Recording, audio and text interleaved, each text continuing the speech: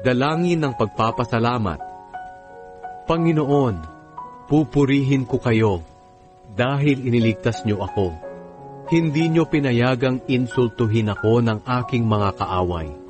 Panginoon kong Diyos, humingi ako ng tulong sa inyo at pinagaling niyo ako. Iniligtas niyo ako sa kamatayan.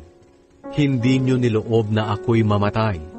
Umawit kayo ng mga papuri sa Panginoon, kayong mga tapat sa Kanya.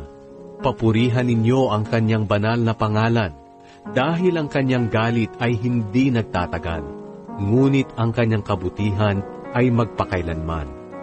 Maaaring sa gabi ay may pagluha, pero pagsapit ng umaga ay may ligaya. Sa panahon ng aking kaginhawahan ay sinabi ko, wala akong pangangambahan. Ito'y dahil sa kabutihan niyo, Panginoon. Pinatatag niyo ako tulad ng isang bundok. Ngunit nang lumayo kayo sa akin, ako ay nanlumo. Tumawag ako sa inyo, Panginoon, at nanalangin ng ganito. Ano ang mapapala mo kung ako'y mamatay? Makakapagpuri pa ba ang mga patay? Maipapahayag pa ba nila ang inyong katapatan? Panginoon, pakinggan niyo ako at kahabagan. Tulungan niyo ako, Panginoon. Ang aking kalungkutan ay pinalitan niyo ng sayaw ng kagalakan.